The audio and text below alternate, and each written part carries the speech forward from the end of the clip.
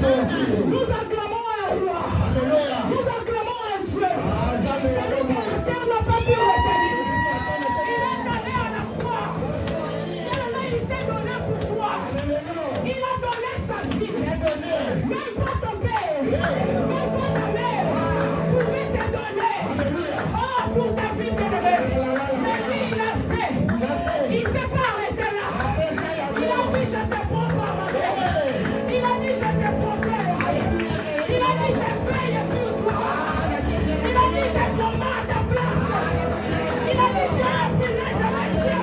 Alléluia. Alléluia. J'aimerais que tu connaisses celui que tu acclames. Celui-là, lorsque tu dors, lui, il vient, il veille. Il ne dort pas. Pour que toi, tu dors tranquille. Il ne dort pas. Pour empêcher l'ennemi de te détruire. Est-ce qu'on va acclamer Jésus?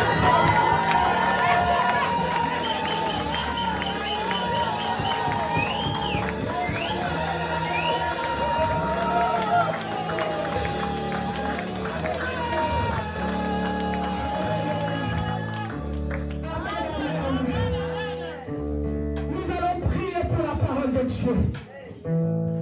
Là où tu es, bien-aimé, dispose ton cœur. Dieu n'a pas besoin, bien-aimé, que tu viennes tel que tu es. Mais il a simplement besoin d'un cœur prêt à écouter. Peu importe ce que tu es. Peu importe ce que les gens te qualifient. Mais je voudrais te dire cet après-midi, Dieu a seulement besoin de ton cœur. Dieu a simplement besoin de ton cœur. Il n'a pas besoin de ton extérieur. Parce que lorsque le cœur est transformé, l'extérieur se suit. Lorsque le cœur est changé par la parole de Dieu, l'extérieur ne peut que suivre. Voilà pourquoi il a besoin cet après-midi de ton cœur. Il ne me dispose simplement ton cœur. Je ne sais pas ce que le Seigneur a permis de faire aujourd'hui. Mais tout ce que je sais, il y a une âme qui va être touchée. Tout ce que je sais, il y a un cœur qui va être guéri. Tout ce que je sais, il y a un cœur qui va être visité. Bien-aimé, je ne sais pas ce que Dieu a prévu de faire. Mais je sais simplement que cet après-midi, c'est un après-midi pas comme les autres. C'est un après-midi pas comme les autres. Alléluia, mon God. Il dit, Seigneur, mon cœur est là. Mon cœur est là pour toi cet après-midi. Mon cœur est là pour t'écouter cet après-midi. Seigneur, je dispose tout en moi pour t'écouter. Seigneur, je me donne tout à toi cet après-midi. Que la parole vienne briser ce qui doit être brisé dans ma vie. Que la parole vienne transformer mon être. Que la parole vienne changer mon existence. Que la parole m'amène au-devant de toi. Au nom puissant de Christ Jésus. Tu es Yahweh. Tu es Yahweh. Tu es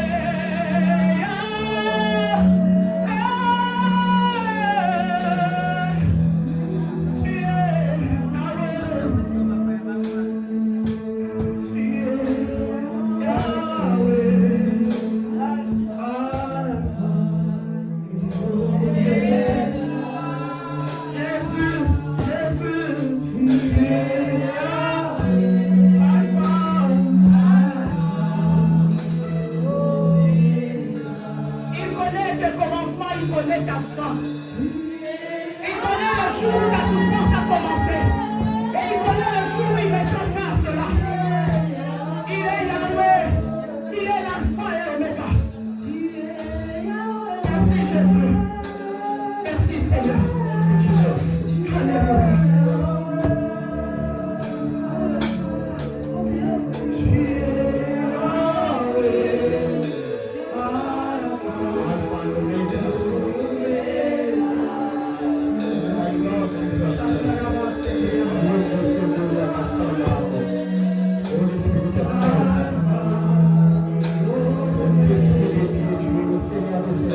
Amen, amen.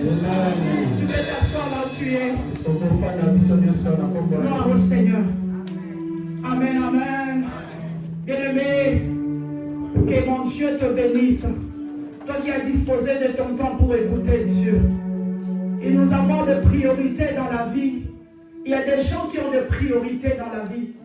Mais sois béni, toi qui as mis Jésus ta priorité. Cet après-midi. Amen, amen. Je vais inviter une servante de Dieu que le Seigneur a préparée pour cet après-midi. C'est une femme, lorsqu'elle parle, je suis convaincu. Amen. Amen, amen. Amen. Je prie que l'esprit qui l'accompagne ce matin, cet après-midi, puisse trouver place dans ton cœur. Alléluia. Amen. C'est une servante de Dieu que j'honore la grâce. Oh, tout à l'heure je disais que nous sommes dans la saison de messagères de la bonne nouvelle. Alléluia. Oui, le Seigneur élève une génération de femmes très puissantes. J'aimerais que tu saisisses cette grâce, toi aussi qui es là. Peut-être tu es dans la foule, mais tu as l'appel. Peut-être tu es dans la foule, mais tu négliges. Peut-être tu es dans la foule, tu regardes ton identité. Tu regardes ce que les gens diront de toi. Alléluia. Et cet après-midi, profite de cette grâce. Que le passage de la servante de Dieu ici laisse des empreintes dans la vie de femmes et de hommes qui sont présents. Amen, amen. Aidez-moi, bien-aimés, à honorer cette grâce. Est-ce que vous pouvez vous lever pendant que j'invite la servante de Dieu, l'évangéliste Berthe Tounda, sous vos acclamations.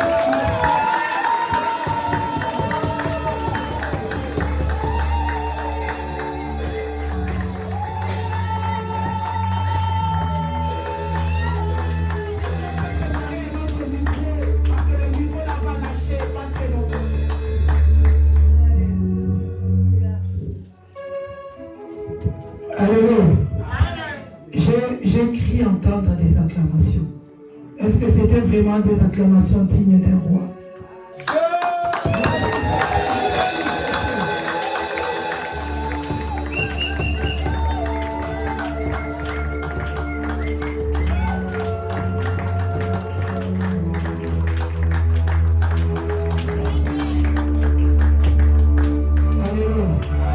Lorsqu'il s'agit de faire les choses pour le Seigneur, j'aime bien ce que nous dit notre bien-aimé Moïse Mboué.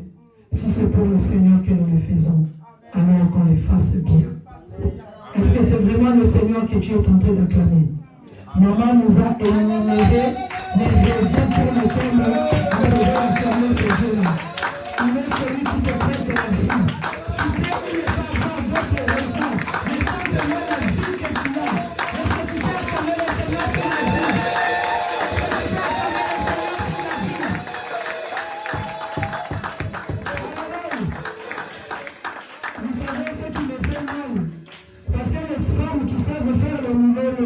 Elles ne sont pas venues aujourd'hui. Si elles étaient là, elles allaient faire le numéro pour le Seigneur.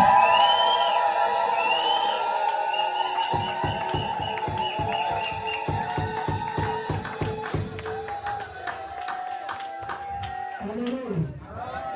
Gloire au Seigneur, nous pouvons nous asseoir. Merci. Je nomme la grâce de Dieu dans cette église. Je bénis l'ange de cette église. Le pasteur Dadi, merci. Merci pour la confiance en notre personne. J'ai l'habitude de dire, moi, la chair est chère pour ceux qui sont chers. Sur cette chair, on peut donner la vie, et sur cette chair, on peut donner la mort. Donc ce n'est pas à n'importe qui qu'on peut donner la chair, on donne la chair à ceux qui sont chers. J'ose croire que je suis cher pour l'ange de cette église, et peut-être juste à la fin de ces messages, je pourrais aussi être cher pour toi. Amen, amen. Je bénis la présence de Dieu au milieu de nous. Je suis l'évangéliste Berthe, comme on vient de vous le dire. Tu n'as pas besoin de connaître mon curriculum vitae. Tout ce que tu dois savoir, que je viens de la part du Seigneur. Alléluia. Je ne suis pas venu seul. Je suis venu accompagné d'un bataillon. Je suis venu accompagné d'une armée de sources de vie. Est-ce que l'église source de vie, vous pouvez vous lever là où vous êtes? Que l'église vous acclame.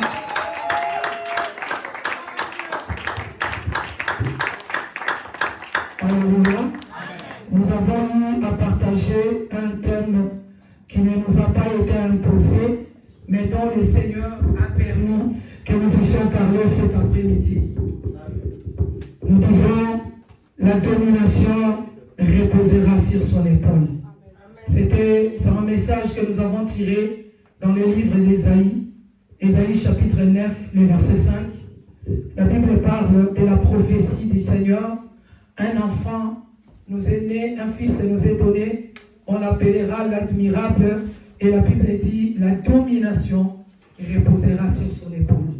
C'est de là que nous avons tiré notre message de cet après-midi. Nous avons une longue lecture à faire. Je ne connais pas les habitudes de la maison. Est-ce que c'est à moi de faire la lecture ou quelqu'un dans l'assemblée peut faire la lecture? Je vais vraiment me soumettre aux habitudes de la maison. Amen, amen. Mais avant que nous commencions notre message de ce matin, j'ai un message de la part du Seigneur pour cette église. C'est un message qui se situe en 3 volets. C'est destiné à l'ange de cette église, c'est destiné aux collaborateurs et c'est destiné à tout le peuple de Dieu. Qu'il plaise à Dieu, qu'il plaise à l'Esprit de Dieu. Je vais le dire vraiment d'une façon brutale. Je vais le dire brusque tel que je l'ai reçu. Qu'il plaise au Saint-Esprit de le faire comprendre à qui cela est destiné. Il s'agit d'une histoire qui commence dans 2 Chroniques chapitre 5 et les versets au chapitre 7, le verset 1, la Bible dit, lorsque Salomon finit de prier, le feu est descendu du ciel pour consommer les sacrifices qui étaient sur l'autel. Salomon finit de bâtir la maison de Dieu. Il dédicace la maison de Dieu. La Bible dit il a fait une offrande extravagante. Il y avait plus de 1000 bœufs, il y avait des moutons, il y avait une offrande extravagante. Et lorsqu'il présente l'autel, les sacrifices sur l'autel, en principe, ce sont les sacrificateurs qui allument le feu. Mais la Bible dit ces jours-là, lorsque Salomon étale toutes choses, le feu est descendu du ciel. Maman t'a dit, ne t'attends pas aux sacrificateurs. Parce que le feu qui doit brûler en toi, ça doit venir de Dieu. Parce que si les sacrificateurs avaient allumé le feu ce jour-là, ils allaient se dire, ben oui, le jour où Salomon a fait l'offrande, c'est nous qui avons allumé le feu. Voilà pourquoi Dieu n'a pas voulu la participation des sacrificateurs. Dieu a voulu, c'était l'histoire qui concernait Salomon et Dieu. Voilà pourquoi le feu était descendu du ciel. Dans cette ville, il y a des sacrificateurs. Dans cette nation, dans l'église des reines, il y a des sacrificateurs. Mais ton problème à toi, ton alliance à toi, il s'agit de toi et de l'Éternel. Les sacrificateurs n'y prendront pas part.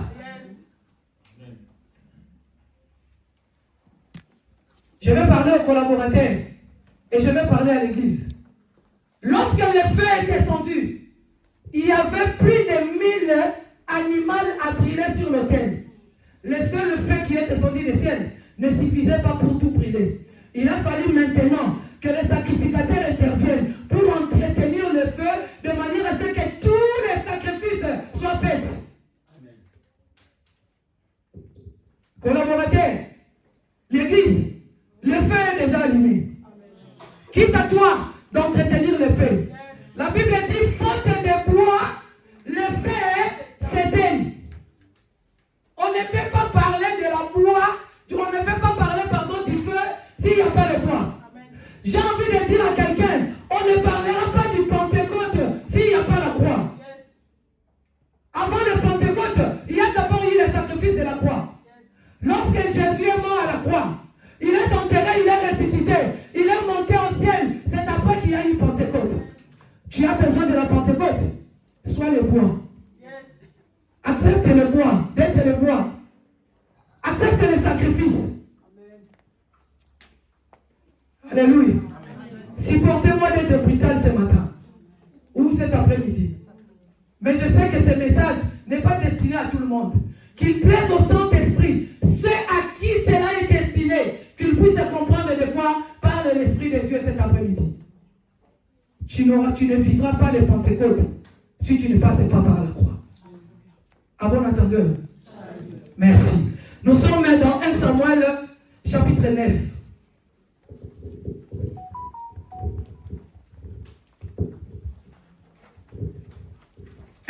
chapitre 9. Nous allons commencer au verset 1. Je disais que c'est une longue lecture. Je vais peut-être nous épargner toute cette longue lecture. Je vais sauter certains versets, mais je vais t'inviter, toi, dans ta maison, dans ta méditation de cette semaine, tous les versets, les chapitres 9 et les chapitres 10, lis-les, ça va te bénir. La Bible dit, il y avait un homme de Benjamin, nommé Kis, fils d'Abiel, fils de Tchéror, fils de Bécora, fils de Friach, fils de Benjamite. C'était un homme fort et vaillant. Merci à ceux qui sont debout, parce que la parole de Dieu doit être honorée. Il avait un fils du nom de Saoul, jeune et beau, plus beau qu'aucun des enfants d'Israël, et le dépassait tous de la tête. Les ânesses de qui se père de Saoul s'égarèrent, et qui se dit à Saoul, son fils, prends avec toi l'un des serviteurs, lève-toi, va chercher les ânesses. Il passa par le montagne de l'Ephraïm et traversa le pays de Chialisha sans les trouver. Ils passèrent par le pays de Shaalim et ils n'y étaient pas. Ils parcoururent le pays de Benjamin et ils ne les trouvèrent pas. Ils étaient arrivés dans le pays de Suf lorsque Saoul dit à son serviteur qui l'accompagnait, viens, retournons de père que mon père, oubliant les ânesses, ne soit en peine pour nous. Le serviteur lui dit, voici, il y a dans cette ville un homme de Dieu. Et cet homme, c'est un homme considéré. Tout ce qu'il dit ne manque pas d'arriver. Allons-y donc. Peut-être nous feras-tu connaître le chemin que nous devons prendre. Saoul dit à son serviteur, mais si nous y allons, que porterons-nous à l'homme de Dieu? Car il n'y a plus de provisions dans nos sacs. Et nous n'avons aucun présent à offrir à l'homme de Dieu. Qu'est-ce que nous avons? Je vais sauter. Je vais lire le verset 10. Saoul dit à son serviteur, tu as raison. Viens, allons. Et ils se rendirent à la ville où était l'homme de Dieu. Je vais encore sauter, je suis au verset 14. Et ils montèrent à la ville. Ils étaient arrivés au milieu de la ville quand furent rencontrés par Samuel qui sortait pour monter au haut lieu. Or, un jour avant l'arrivée de Saoul, l'Éternel avait averti Samuel en disant, demain, à cette heure, je t'enverrai l'homme du pays de Benjamin et tu lui viendras pour chef de mon peuple d'Israël. Il sauvera mon peuple de la main des Philistins, car j'ai regardé mon peuple parce que son cri est venu jusqu'à moi. Lorsque Samuel eut aperçu Saoul, l'Éternel lui dit, voici l'homme dont je t'avais parlé. C'est lui qui régnera sur mon peuple.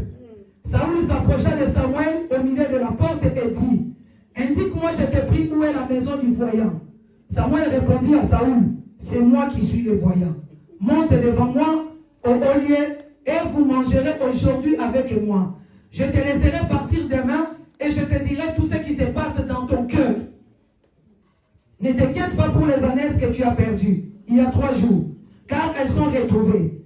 Et pour qui est réservé tout ce qu'il y a de précieux en Israël, n'est-ce pas pour toi et pour toute la maison de ton père? Saoul répondit, ne suis-je pas benjamite, de l'une des plus petites tribus d'Israël? Et ma famille n'est-elle pas la moindre de toutes les familles de la tribu de Benjamin? Pourquoi donc me parles-tu de la sorte? Je suis au verset 24. Le cuisinier donna l'épaule et tout ce qui l'entoure, et il est servi à Saoul, et Samuel dit, voici ce qui a été réservé. Mets-le devant toi et mange, car on l'a gardé pour toi lorsque je conviais le peuple. Ainsi, Saoul mangea avec Samuel ce jour-là. Je vais sauter, je suis au chapitre 10. Le verset 1. Samuel prit une fiole d'huile qu'il répandit sur la tête de Saoul. Il le baisa et dit, l'Éternel n'est-il pas loin pour que tu sois le chef de son peuple? Aujourd'hui, après m'avoir quitté, tu trouveras 2 hommes. Je vais sauter pour gagner du temps. Après cela, il arriva à Gilbéa d'Élohim, verset 5. Il se trouva une garnison des Philistins. En entrant dans la ville, non, je vais sauter parce que je vais gagner du temps. Les versets 7. Lorsque ces signes auront eu pour leur accomplissement, fais ce que tu trouveras à faire, car Dieu est avec toi. Puis tu descendras devant toi à Gilbéa, et voici je descendrai vers toi pour offrir des holocaustes et des sacrifices et d'actions de grâce. Jusqu'à ce que j'arrive auprès de toi et que je te dise ce que tu dois faire. Amen, amen. Amen, amen. Est-ce qu'on peut acclamer la parole de Dieu? Et nous pouvons nous asseoir. La Bible nous raconte l'histoire des rois. Dieu les a dirigés par des juges, par des prophètes. Et lorsqu'ils sont arrivés dans la terre promise, ils ont constaté que d'autres peuples avaient le roi. Alors eux aussi, ils ont réclamé à l'Éternel, nous voulons avoir un roi. Sous la pression du peuple, l'Éternel leur a accordé ce qu'ils désiraient. Un homme qui s'appelait Kis, qui avait un fils qui s'appelait Saoul. La Bible dit que c'était un homme beau.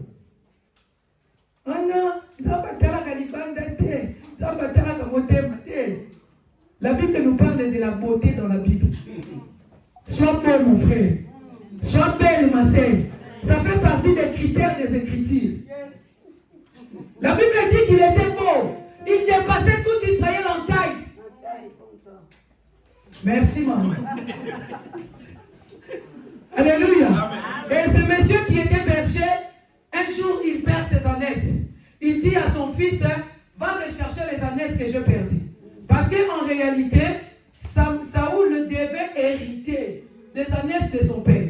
Donc le père ne lui disait qu'en d'autres termes, gère bien ton héritage. Et il lui dit, ce n'est pas le père qui lui avait choisi un serviteur. Il lui dit toi-même, prends l'un des serviteurs. Ça veut dire qu'ils étaient nombreux. Mais il lui dit, prends un des serviteurs qu'il puisse t'accompagner. Ils ont sillonné pendant 3 jours. Ils n'ont pas trouvé les ânesses. Saoul se fatigue. Il dit, on va rentrer à la maison. À cause des ânesses, mon père va peut-être commencer à s'inquiéter à cause de moi maintenant. Il a perdu les ânesses, il va encore perdre son fils. Rentrons. Son serviteur lui dit, non, mon Seigneur. Je connais quelqu'un. Je connais un homme de Dieu. Il est dans cette ville même. Tout ce qu'il dit, cela ne manque pas de s'accomplir. Allons les voir. Au lieu de rentrer prédit à la maison, allons voir l'homme de Dieu. Il nous montrera sûrement l'endroit où nous devons aller chercher. Bien-aimé, de qui es-tu accompagné? Qui est-ce qui t'accompagne dans ton parcours? Dans ta quête de la vie, dans la recherche du bonheur, dans l'accompagnement de ton lendemain, qui est-ce qui t'accompagne?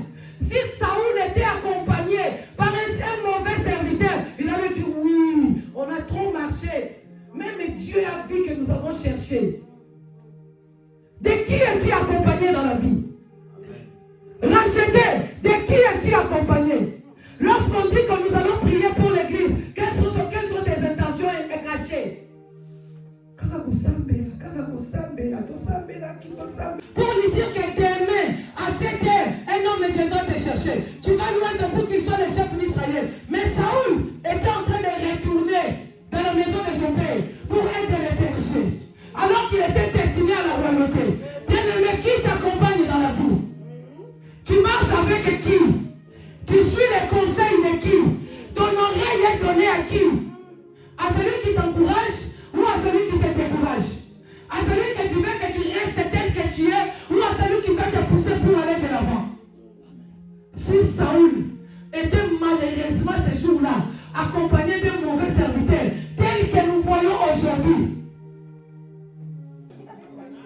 tu es devenu plus malheureux que tu étais avant. Alléluia. Qui t'accompagne dans la vie? Tu rateras ta destinée à cause de mauvais compagnons. Saoul était heureusement ce jour-là accompagné d'un bon serviteur. Il y en avait mauvais, mais il a choisi le bon. Tu as peut-être plusieurs amis. Tu as des frères et sœurs. Tu as peut-être des parents. Tu as des assistants sociaux qui t'accompagnent. Mais choisis le bon. Pour que tu ne rates pas la voie de ta destinée. Lorsque Saül a écouté, il est allé voir l'homme de Dieu. Alors que l'homme de Dieu l'attendait. Pas pour ceux qui étaient venus chercher. L'homme de Dieu voyait ce qui était dans son cœur. L'homme de Dieu avait pour lui la révélation de Dieu. Bien-aimé, écoutez les hommes de Dieu, s'il vous plaît. Ce n'est pas parce que tu portes les pièces de super, elle porte aussi les super comme toi. C'est pour cela qu'elle doit être ton ami. L'homme de Dieu, quel que soit son âge, quel que soit sa statut social, quel que soit son rang, quel que soit son niveau d'études, il n'est pas ton ami. Il n'est pas ton ami.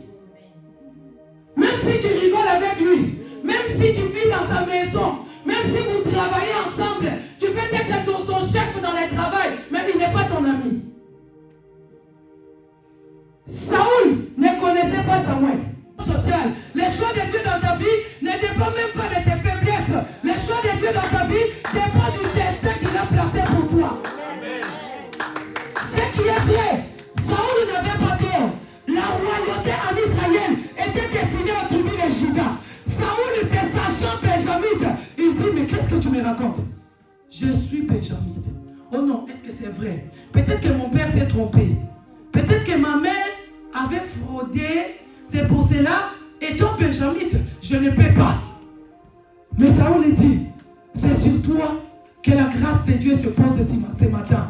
C'est pour toi racheter, que la ville des reines est donnée pour être évangélisée. C'est pour toi, femme, que ta famille est destinée à être sauvée. C'est par toi que ta famille va s'élever. Ce qui n'a jamais été fait dans ta famille, tu seras la première à le faire.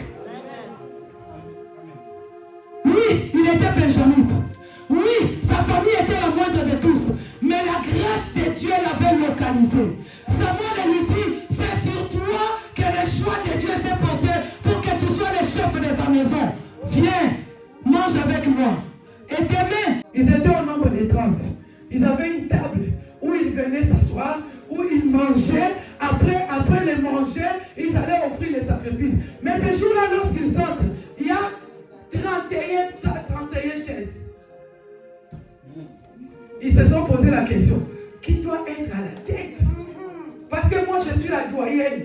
Parce que c'est moi qui avait commencé cette histoire de venir manger avec Samuel. Je crois que la tête, la chaise qui est à la tête là, ça doit être sûrement pour moi. Mais lorsque Samuel, comme un protocole, commence à placer les gens, il place à partir du deuxième, du troisième, jusqu'au 31e. La première place est réservée. Bien-aimé, dans cette ville de Rennes, où on dit que l'évangile il est compliqué, où on dit que les gens sont incrédules, ne croient pas au Seigneur, ta place elle est réservée.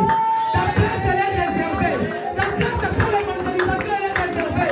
Les hommes que tu dois gagner, ils sont réservés.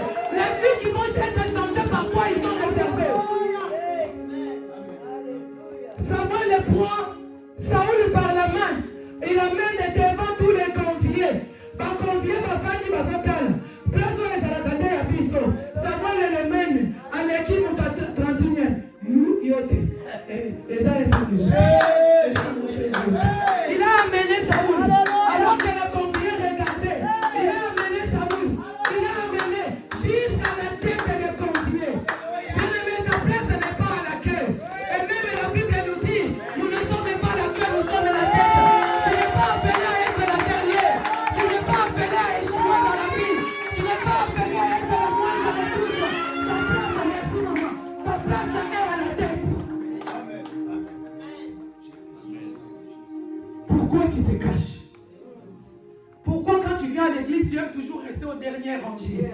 Et les places de devant, tu les laisses à qui? Alléluia. Pourquoi quand on appelle quelqu'un qui va offrir, qui va s'aimer aujourd'hui, toi tu regardes qui va aller les premiers? Bon, je vais voir s'il y a personne qui veut. Moi non plus, je n'y vais pas. Je vais voir d'abord à la piscine de Bethesda. Quand l'eau s'agitait, la Bible dit que c'était la première. Quel que soit le nombre de malades, c'était la première qui se jetait dans l'eau qui était sauvée, qui était guérie, qui fit sa maladie. Bien aimé, ne cherche pas à être la dernière. Ne cherche pas que les autres fassent d'abord. Sois le précurseur de tous. Dans ce domaine-là, sois le précurseur. Dans cette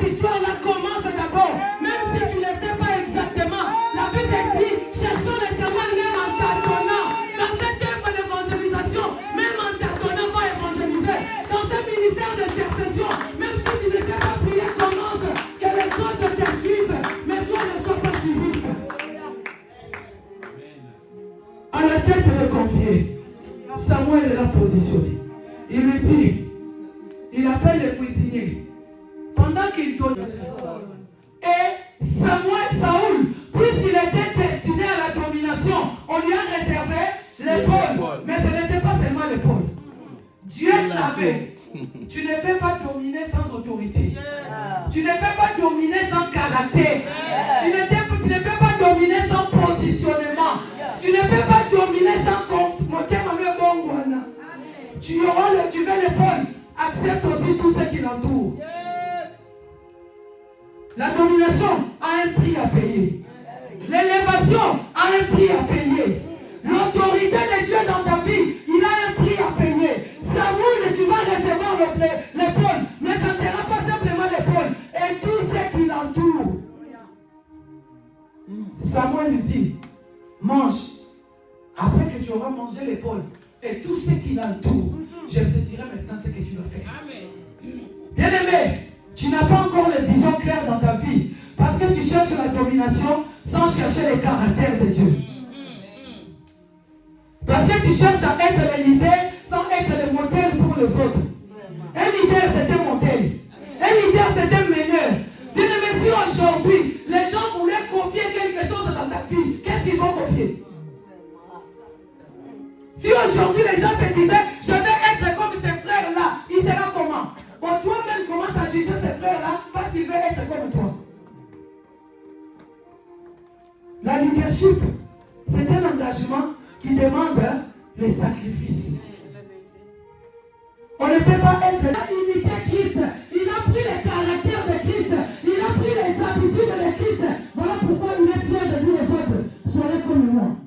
Mais si aujourd'hui les gens veulent être comme toi, qu'est-ce qu'ils vont être?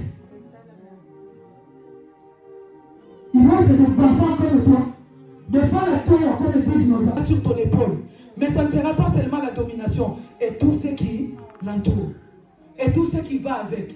La vie de Dieu, la marche avec le Seigneur, ça demande une vie de discipline.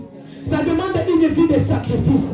Tu n'es plus ce que tu étais autrefois. En Christ, nous sommes devenus une nouvelle créature. Les choses anciennes doivent passer. Est-ce qu'en toi, les choses anciennes sont déjà passées?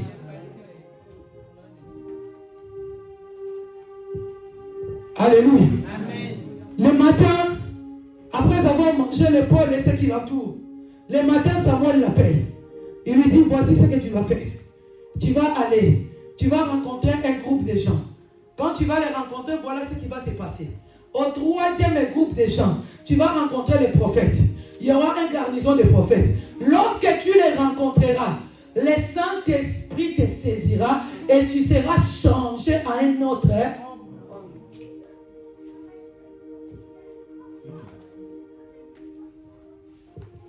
Alléluia. Es-tu déjà changé à un autre homme? Es-tu déjà changé à une autre femme? Moi, j'en connais la raison. Parce que le Saint-Esprit ne t'a pas encore saisi. Saoul, qui était peureux, qui ne reconnaissait pas qu'il a régné même son identité. Mais pour être le chef de la maison de Dieu, ton cœur doit être changé. Ta vie doit être transformée. Ton mental doit être changé. La Bible dit, le Saint-Esprit te saisira et tu seras changé à un autre homme. Bien-aimé, les rachetés, nous avons besoin d'être changés à d'autres hommes. Nous avons besoin d'être changés à d'autres femmes. Que nous soyons des femmes messagères, que nous soyons des femmes disciplinées, que nous ne soyons pas des femmes qui détruisent, mais soyons des femmes qui bâtissent.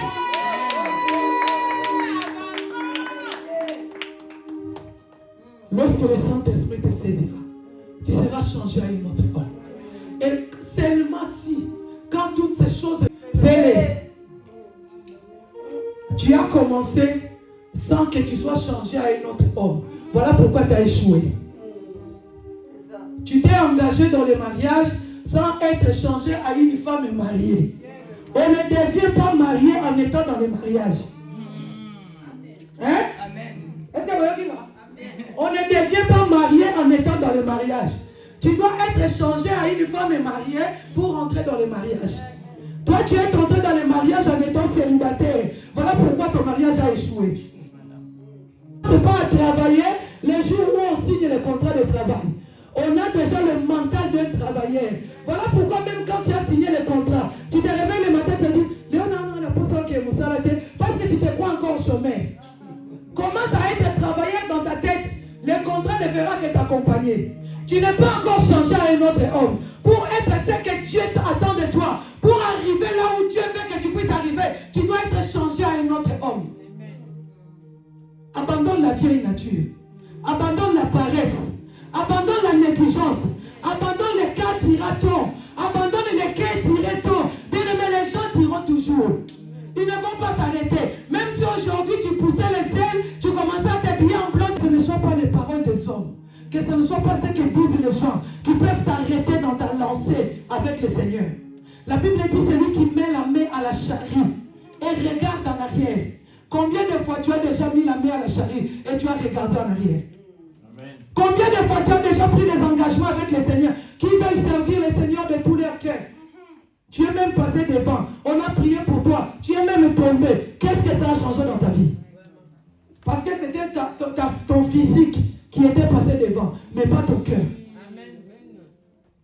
C'est que Dieu a besoin de ton cœur à Jésus. Si tu laisses ton cœur entre les mains de Dieu, tu seras changé à un autre homme. La Bible dit, Dieu, Samuel va dire à Saoul, lorsque le Saint-Esprit te saisira, la première des choses que toi-même, tu reconnaîtras que tu es saisi par le Saint-Esprit, tu seras changé à un autre homme. Si tu continues cette lecture, tu dis, lorsque les choses sont arrivées dans la vie de Saoul, Dieu a commencé par changer son cœur. Tu es destiné à la gloire, mon frère. Tu es destiné à des grandes choses. La vie que tu vis, en réalité, ce n'est pas ta vie. Tu es destiné à des grandes choses. Racheter, vous ne pouvez pas être tel que vous êtes là. Le problème, c'est que toi, tu n'es pas encore changé.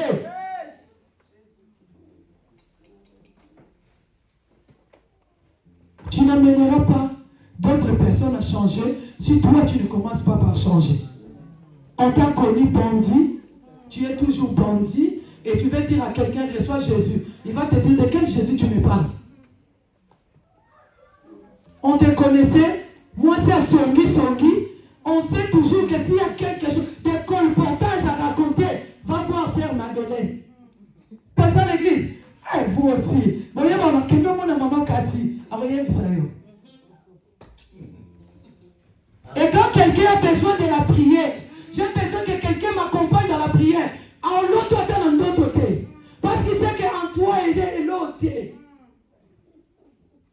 Oh, la vie que nous menons, nous sommes appelés à être des modèles, à être des lumières pour éclairer les autres. Quelqu'un qui est dans les ténèbres, il ne peut même pas venir te consulter parce qu'il sait que toi, tu es pire que lui.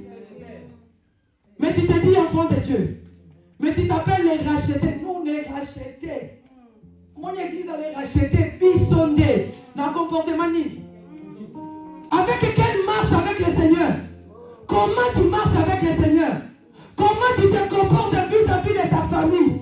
Comment ton mari parle de quoi de toi? Lorsque ton mari va aller témoigner chez ses amis à propos de toi, qu'est-ce que ton mari dit?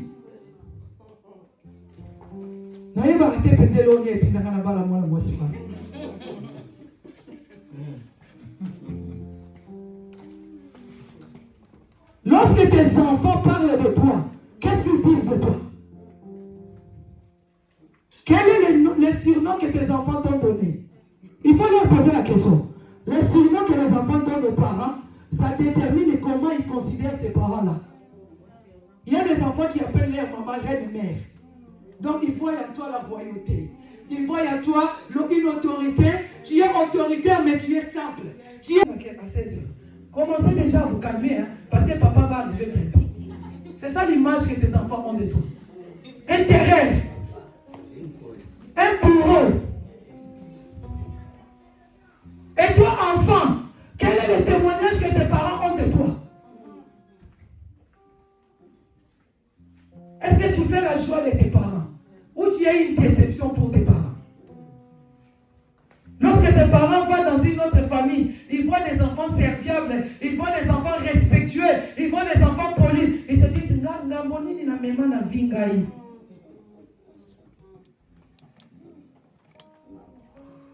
lorsque le Saint-Esprit te saisira, tu seras changé à une autre homme. Tu as été peut-être ça autrefois. Tu as été peut-être ça hier, mais aujourd'hui, laisse-toi être saisi par le Saint-Esprit, afin que tu changes, pour que la société soit contente de ta présence, pour que ta famille se dise, enfin nous avons un père, pour que tes parents disent, oh notre enfant a changé. Bien-aimé, le Saint-Esprit te saisira et tu seras changé à un autre homme. Alléluia. Est-ce que tu peux te lever là où tu es? Gloire au Seigneur. L'Esprit de Dieu. Oh, merci, cher Saint-Esprit. Parce que ce soir, tu veux changer un cœur. Parce que ce soir, tu veux toucher une vie. Parce que ce soir, il y a la domination qui plane sur nos têtes. Cela ne sera pas posé sur nos épaules si nous n'acceptons pas tout ce qui l'entoure. Cela ne sera pas attribué à un cœur ce matin si nous n'acceptons pas la vie de discipline et la vie de sacrifice. Bien-aimé, regarde maintenant ta vie. Est-ce que tu es déjà changé à un autre homme? Est-ce que tu es déjà dans cette allure où Saoul était à te poser les questions? Qu'est-ce que je vais faire de ma vie? Moi je suis nul, moi je ne vaux rien, et tout le monde le sait d'ailleurs. Est-ce que c'est ça ce que tu dis de ta vie? Parce que Saoul se disait, je ne suis qu'un benjamite. Ma famille est la moindre de tous. Bien-aimé, change ta façon de voir les choses et Dieu te révélera ce que tu dois faire. Laisse que le Saint-Esprit t'enseigne ce matin. Laisse que le Saint-Esprit te parle cet après-midi. Je prie qu'un cœur soit touché cet après-midi. Je prie que cette parole parle à un cœur. Ce n'était peut-être pas destiné à tout le monde cette parole, mais je sais qu'il y a un cœur qui avait besoin de cette parole. Je sais qu'il y a une vie qui avait besoin de changement cet après-midi. Bien-aimé, commence à prier. Par rapport à ce que tu as écouté, je n'ai pas envie de te donner un sujet, mais par rapport à ce que tu as écouté, de la manière dont tu es touché cet après-midi, commence à prier. Alléluia.